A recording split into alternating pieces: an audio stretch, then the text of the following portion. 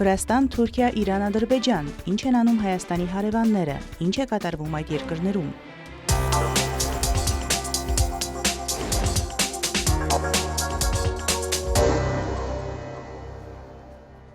Վրաստանի վարչապետ Իրակլի Կոբախիձեն աշխատանքային այցով ժամանել է Հայաստան։ Կառավարությունում տեղի ունեցել վարչապետ Նիկոլ Փաշինյանի եւ Իրակլի Կոբախիձեի առանձնազրույցը։ Հայաստանի վարչապետը շնորհակալություն է հայտնել Իրակլի Կոբախիձեին Երևանում կայացած Հայաստանի եւ Վրաստանի ֆուտբոլի ազգային հավաքականների հանդիպմանը ներկա գտնվելու հրավերն ընդունելու համար։ Երկու երկրների վարչապետները համոզմունք են հայտնել, որ մրցավեճը մեծ հետաքրքրություն է առաջացրել երկրպագուների շրջանում եւ նշել, որ նման խաղերը նպաստում են հայ եւ վրաց ժողովուրդների բազմադարյա կապերի հետագա ամրապնդմանը։ Զրույցի ընթացքում անդրադարձ է կատարվել Հայաստան-Վրաստան հարաբերությունների օրակարգային հարցերի։ Վարչապետ Փաշինյանն Իրակլի Կոբախիձեին տեղեկացրել է Հայաստանի եւ Ադրբեջանի միջև խաղաղության եւ միջպետական հարաբերությունների հաստատման մասին համաձայնագրի նախագծի տեքստի համաձայնեցման եւ նախագծի տեքստի համաձայնեցման շուրջ բանակցությունների ավարտի մասին։ Փաշինյանն ու Կոբախիձեն հետևել են Հայաստանի եւ Վրաստանի հավաքականների հանդիպման ընթացքին։ Ֆուտբոլային խաղը դիտելու նպատակով վրացական ներկայացուցչական պատվիրակություն է ժամանել Երևան։ Կոբախիձեից բացի մարզադաշտում են եղել Վրաստանի պաշտպանության նախարար Իրակլի Չիկովանին, արտաքին գործերի նախարար Մակա Բոճորիշվիլին եւ Թբիլիսիի քաղաքապետ Կախա Կալաձեն։ Հայաստանի ֆուտբոլի հավաքականը 0-3 հաշվով զիջել է Վրաստանի ընտրանուն։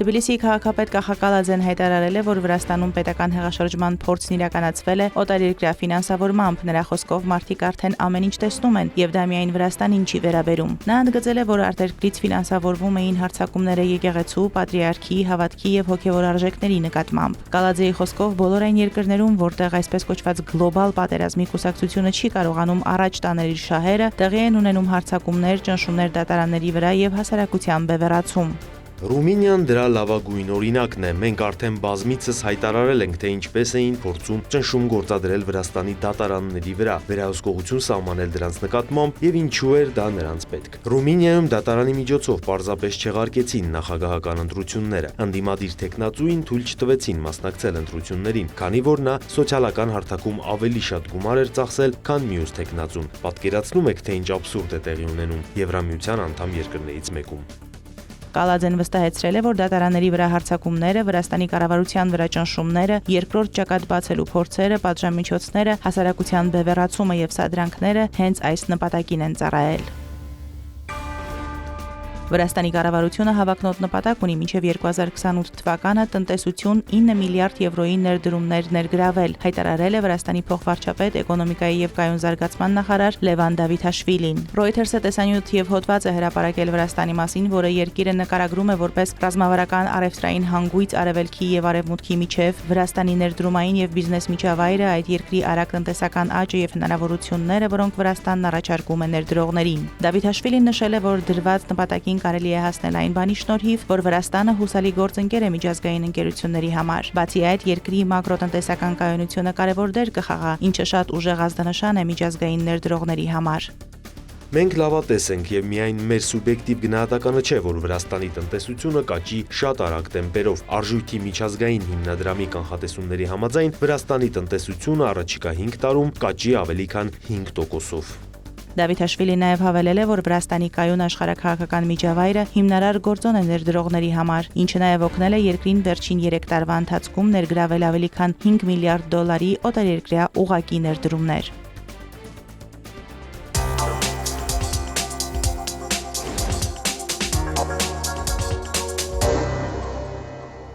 Ռուսաստանի նախագահ Վլադիմիր Պուտինն ընդունել է Թուրքիայի նախագահ Ռեջեփ Թայիփ Էրդողանի Թուրքիա այցելելու հրավերը։ Այս մասին հայտարարել է Կրեմլի մամուլի քարտուղար Դմիտրի Պեսկովը։ Նա ասել է, որ Ռուսաստանի նախագահային ուղղված հրավեր կա։ Պուտինն ընդունել է այն։ Այս շաբաթվա ընթացքում բարձր մակարդակով շփումներ նախատեսված չեն։ Պեսկովը նաև նշել է, որ այցի ժամկետները համաձայնեցված չեն։ Էրդողանի կողմից Պուտինին ուղղված հրավերի մասին փետրվարի 27-ին հայտնել էր Ռուսաստանի Դաշնային խորհրդի խոսնակ Վալենտինա Մատվիենկոն Ստամբուլում Թուրքիայի ղեկավարի հետ հանդիպումից հետո։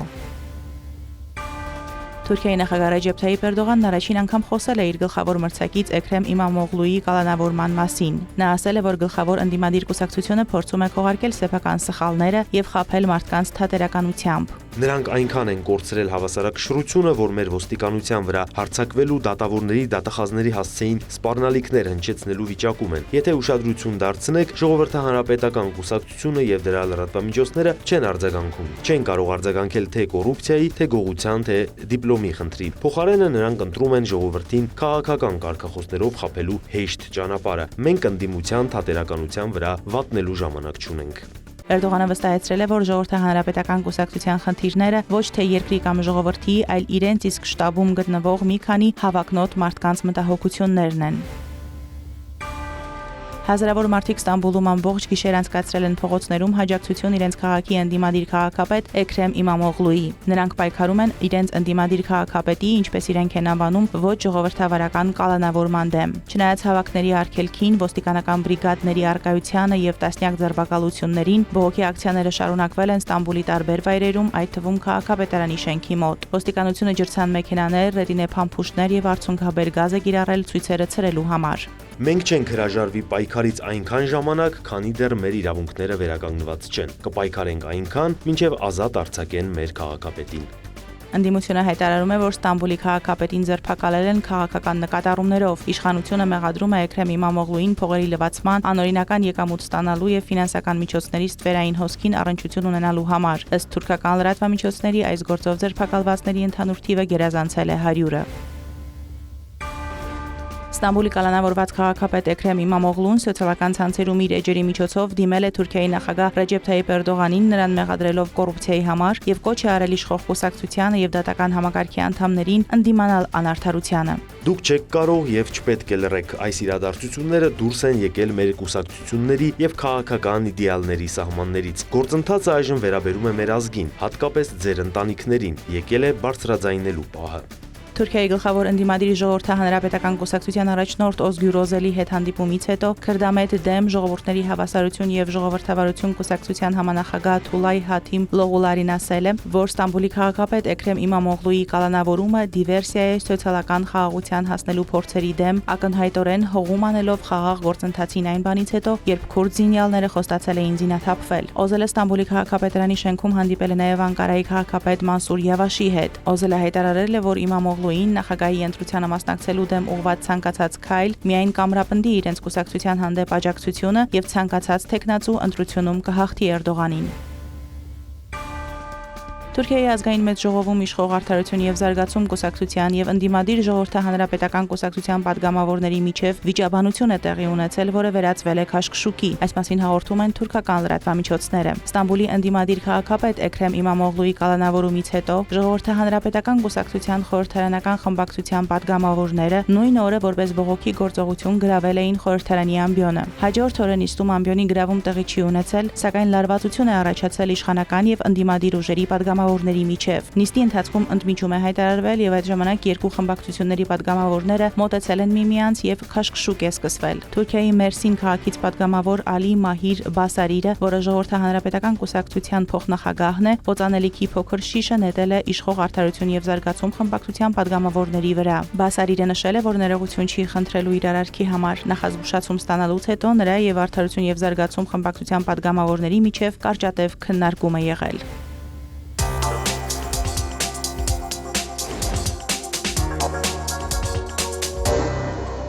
Հայաստանի Հանրապետության նախագահ Վահագն Խաչատուրյանը շնորհավորական ուղերձ է հղել իսլամական հեղափոխության գերագույն առաջնորդ Սեյեդ Ալի Խամենեիին։ Ջերմորեն շնորհավորում եմ ձեզ եւ Իրանի Իսլամական Հանրապետության բարեկամ ժողովրդին իրանական ամանորի Նովրուզի կապակցությամբ։ Լիահույս եմ, որ գալիք տարին Իրանի ժողովրդի համար կնշանավորվի նոր ձեռքբերումներով, իսկ Հայաստանի եւ Իրանի միջև ավանդական ջերմ հարաբերությունները կշարունակեն զարգանալ եւ ամրապնդվել, նորանոր հաջողություններ արձանագրելով ամենատարբեր ոլորտներում։ Խաչատուրյանը նաև նշել է, որ Հայաստանը մեծապես կարևորում է քաղաքակրթական ընդհանրությունների, բարիդրացիության եւ փոխվստահության վրա հիմնված հայ-իրանական բազմադարյա կապերը։ Հայաստանի նախագահ Ալի Խամենեին խաչառողջություն եւ արևշատություն, իսկ Իրանի բարեկամ ժողովրդին հարատև խաղաղություն եւ բարեկեցություն է մաղթել։ Նախագահ Խաչատուրյանը շնորհավորական ուղերձ է հղել նաև Իրանի Իսլամական Հանրապետության նախագահ Մասուդ Փեզեշքյանին։ Ջերմորեն շնորհավորում եմ ձեզ եւ Իրանի Իսլամական Հանրապետության բարեկամ ժողովրդին իրանական ամանորի Նովրուզի կապակցությամբ։ Լիահույս եմ, որ նոր տարին Իրանի համար կդառնա տնտեսական կայունության եւ առաջընթացի տարի, իսկ մեր երկրների արդյունավետ եւ սերտ համագործակցության շնորհիվ կշարունակեն կյանքի կոչվել տարբեր ոլորտներին առնչվող պայմանավորվածություններն ու նախագծերը։ Նախագահ Խաչատուրյանը վստահեցրել է, որ Հայաստանը բարձր է գնահատում երկկողմ բարեկամական հարաբերությունների առկա մակարդակը, կարևորելով համատեղ ջանքերի գործադրմամբ փոխգործակցության հետագա խորացումն ու ամրապնդումը։ Խաչատուրյանը Փեզեշքյանին մաղթել է հաջողություն եւ ամենայն բարիք, իսկ Իրանի բարեկամ ժողովրդին խաղաղություն եւ բարօրություն։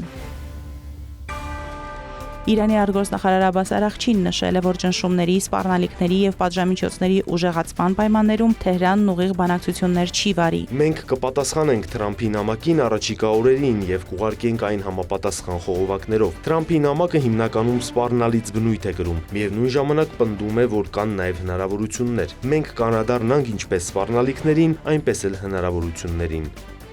Ավելի վաղ Դոնալդ Թրամփը նամակ է հղել Իսլամական հեղափոխության գերագույն առաջնորդ Ալի Խամենեիին, առաջարկելով նոր համաձայնագիր կնքել։ Դրա նպատակն է ըստ Թրամփի սահմանափակել Իրանի արագ զարգացող միջուկային ծրագիրը եւ կնքել նոր գործարք։ Իրանի գերագույն առաջնորդ Այաթոլլահ Ալի Խամենեին անցած շաբաթ մերժել էր Թրամփի առաջարկը, ասելով, որ Թրամփի չափից դուրս պահանջները կուժեղացնեն պատժամիջոցները եւ ճնշումն Իրանի վրա։ Նրանք պետք է իմանան, որ մենք երբեք կոնֆլիկտ չենք նախաձեռնել, բայց յուրաքանչյուրը, ով վնաս է հասցնում Իրանին, ծանր ապտակ է ստանալու։